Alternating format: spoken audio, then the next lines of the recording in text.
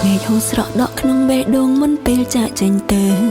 សុំទងដែលអូនផ្លឹងបដូរផ្លូវមិនអាចនៅក្បែររូបបងដឹងតាំងពីដំបូងរវាងអូននិងនួនល្អងគ្មានថ្ងៃដូចបំណងពួកយើងឡើយមិនមែនអូនមានគំនិតឬក៏មានចិត្តចង់លាក់បាំងតែនាងអូនខំប្រឆាំងតតាំងនឹងវាសនាហើយប្រឹងទៅមុខបន្តក៏គ្មានបានប្រយោជន៍ឡើយព្រមគ្រួសារអូនមិនអោយជួបគ្នាសំទងដែលអូនចាក់ចេញទាំងមិនបានប្រាប់មួយមិនអូនទៅស្ងាត់ស្ងាត់នេះទុកឲ្យបងក្រំពីចិត្តរស់នៅរងទុនវេទនាឲ្យបងជឿផ្សាព្រោះស្រីសូមបងកុំខឹងកុំស្អប់ហើយក៏កុំនឹងដល់អូន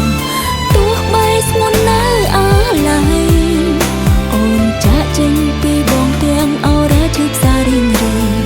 ហើយក៏សង្ឃឹមរូបថ្លៃបានក្តីសុខ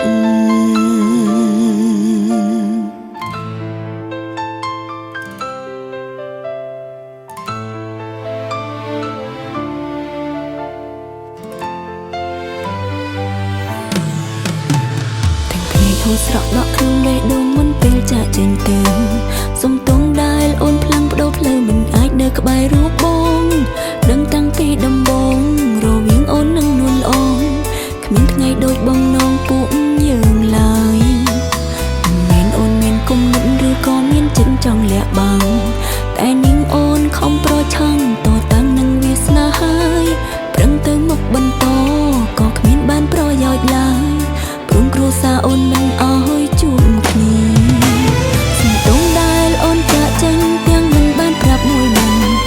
អូនទៅស្ងាត់ស្ងាត់នេះទុកឲ្យបងក្រំពីចិត្តរស់នៅរងទុំវេទនាឲ្យបងជឿផ្សាព្រោះស្រីសូមបងកុំខឹងកុំស្អប់ហើយក៏កុំនឹងដល់អូនទោះបីស្ងួននៅអាឡ័យអូនចាក់ចេញពីបងទាំងអរ៉ាជឿផ្សារៀងរៃហើយក៏សង្ឃឹមរូបថ្លៃបានក្តី